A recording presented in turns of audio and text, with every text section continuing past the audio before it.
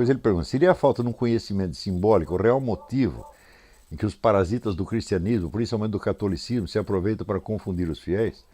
No Brasil, cultos como o Espiritismo, Seixo Noye e outros são realizados com presença de católicos que não imaginam que isso não tem nada de católico.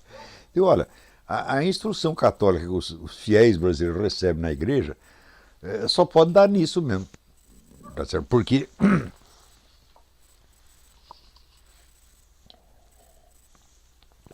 é um catolicismo reduzido a duas coisas. Primeiro é a espiritualidade medicinal. O sujeito vai na igreja porque ele está com hemorroida, está com bicho de pé, qualquer coisa desse tipo. E em segundo lugar, a moralidade, moralidade sexual. Bem que entre os católicos isso é menos acentuado do que entre os protestantes. As pessoas se esquecem do seguinte elemento. Quando você se abstém dos pecados mais vistosos, mais óbvios, sobretudo de ordem sexual, você está fazendo isso por temor e amor a Deus ou por temor da opinião dos outros, ou por temor da rejeição social, da opinião pública, etc, etc. É claro que 99,999% dos casos é esta última hipótese. Quer dizer, você não está vendo Deus, tá certo? Mas você está vendo os vizinhos, está vendo a sua mãe, está vendo a sua sogra, etc, etc, e você teme perder emprego, teme ser rejeitado, etc, etc. Na hora que você faz isso, você está colocando este grupo social no lugar de Deus. E, portanto, você está cultuando um negócio que a Bíblia chama de o mundo. E o mundo, segundo a Bíblia, é um dos três inimigos da alma, o mundo, o diabo e a carne. Então você trocou alguns pecados por um pecado permanente de idolatria, que é o culto do mundo. Como é que você faz para distinguir? Eu digo, olha, uma maneira de você distinguir é a seguinte: Deus perdoa, o mundo não perdoa. Então, vamos dizer, você imagina, por exemplo, quantos adultérios Deus perdoaria. Né? Ele mesmo disse que são 490. Né? Quem chegou a 490 adultérios? Ninguém. Né? Então, mas o mundo não perdoa nenhum. Ele pode, com um, ele pode destruir a sua vida. Então, esse é o critério. Você está, vamos dizer, com medo de alguém que não perdoa e que vai te destruir, tá certo? Ou você está movido pelo amor a alguém que está lá precisamente para te perdoar e te restaurar. Esse é o critério, tá certo? Então, este tipo, vamos dizer, isso é inevitável que essas coisas aconteçam.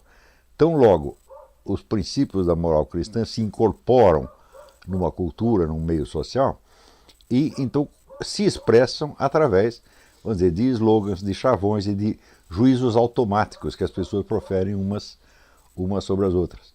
E isto provoca, vamos dizer, as distorções mais horríveis. Por exemplo, pergunta assim para você: quantas vezes você não entrou na igreja e viu o padre ou o pastor, né, falando contra os adúlteros, contra as prostitutas, etc, etc, e quantas vezes você o ouviu falando contra os assassinos de cristãos no mundo? Você ouve eles até falando dos pobrezinhos, dos pobres, etc, etc. Escuta, mas você tem mais dó do sujeito que é pobre ou do que daquele que foi assassinado? Como é possível uma coisa dessa? Quer dizer que a pobreza é pior que a morte? Né? Então toda essa preocupação, seja com os pecados sexuais, seja com a pobreza e tal, ela está expressando, vamos dizer, uma distorção, uma falta de hierarquia. E a falta de hierarquia atenta contra o primeiro mandamento. Com o que diz o primeiro mandamento? O primeiro mandamento diz: amar a Deus acima de todas as coisas. Quer dizer, o acima pressupõe uma noção escalar. Quanto mais acima? Bom, Deus é infinito, então é sempre acima do acima, do acima, do acima, do acima. Então, esta busca do que está acima, este desejo do que está acima de tudo, que é o que o Platão chamava o bem supremo, isto é que é a base e o centro da vida cristã. Se você não está procurando sempre, 24 horas por dia, o que é o bem supremo, o que é a coisa maximamente digna de ser amada, se você não faz isso, você não é cristão. Não interessa que você não... Não adianta você dizer, eu não cometi adultério, não roubei, não matei, etc. Tudo isso é bobagem, tudo isso aí é simplesmente da opinião pública. Tá certo? Então, vamos dizer, o senso de hierarquia dos valores e, portanto, de hierarquia dos pecados também, está dado já no primeiro mandamento. Se você não cumpre o primeiro, não adianta cumprir os outros 9. E o seu cumprimento dos outros 9 deve obedecer ao critério do primeiro. Eu nunca vi na minha vida o padre ou o pastor explicar isso aqui. Tem o padre Paulo Ricardo, ele explica. Mas quem mais? Então, quer dizer que o critério moral que é ensinado às pessoas nas igrejas já é para pervertê-las desde o início.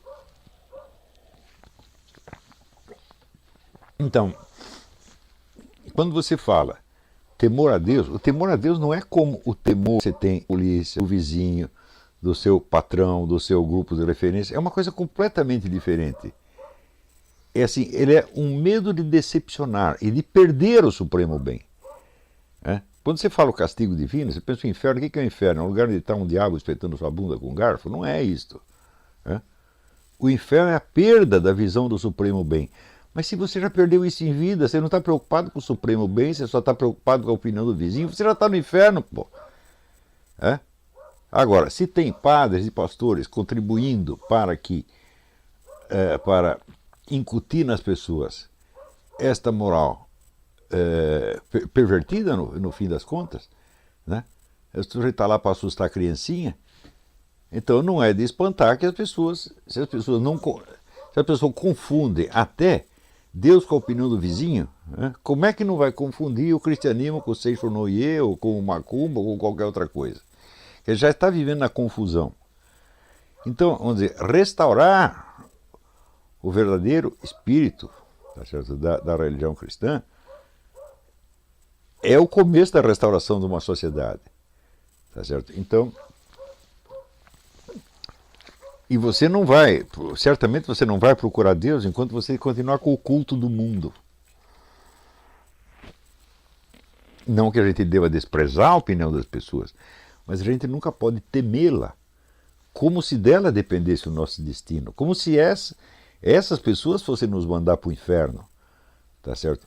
E como, você está pensando a coisa, como se o inferno fosse uma coisa substantiva e física. Claro que existe uma expressão física do inferno, sem dúvida, mas o principal no inferno é isso, é a perda do supremo bem, você não tem mais a suprema beleza. Quer dizer, você vê, quando a pessoa diz que ela é cristã, ela está orientando a sua vida por algum valor, algum princípio, alguma meta. Mas o que é esse valor, esse princípio, uma meta? Pode ser, por exemplo, vamos dizer, o medo das penas infernais. Tá certo? Você imagina um inferno, um sofrimento atroz, etc, etc. Essa é uma primeira escala. Um segundo pode ser a identificação com valores da chamada doutrina social da igreja. Os pobrezinhos que você vai atender, caridade, etc, etc, etc. E tem várias motivações, que todas elas são cristãs, mas elas só adquirem algum sentido no topo, na chave de abóbada, que é do bem supremo. Então, por exemplo, você está praticando o cristianismo, achando que você pode imaginar as penas do inferno, você pode imaginar uma visão paradisíaca, pode imaginar um paraíso, tá certo? Mas você pode imaginar o que está acima disso, que se chama o bem supremo. O bem supremo é aquilo que enxugará todas as lágrimas e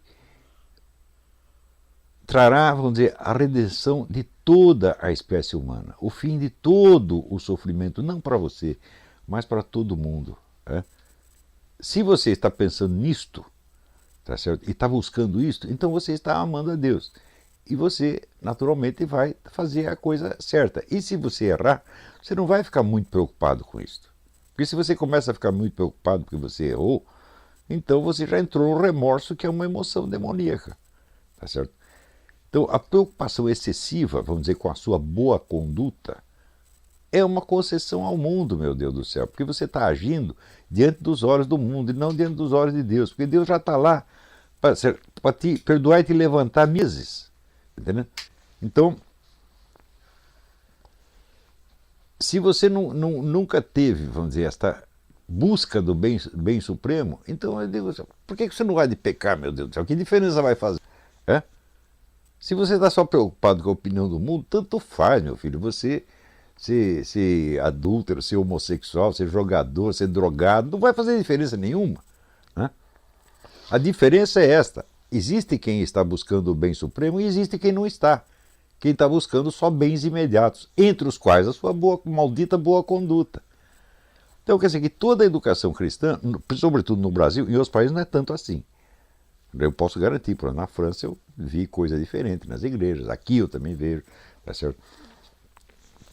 Mas no Brasil, o clero inteiro, católico e protestante, parece que está interessado, sobretudo, em corromper as pessoas, tá certo?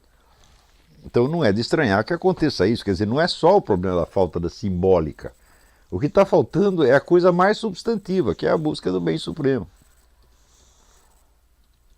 Espera aí que meu computador... Ah, está aqui.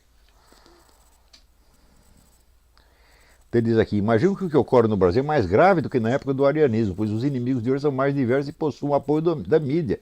E o povo não consegue distinguir os verdadeiros defensores da ortodoxia, a ponto de achar que alguns padres cantores possuem essa função. Você está montado na razão. Quer dizer, você tem, vamos dizer, a confusão espiritual generalizada.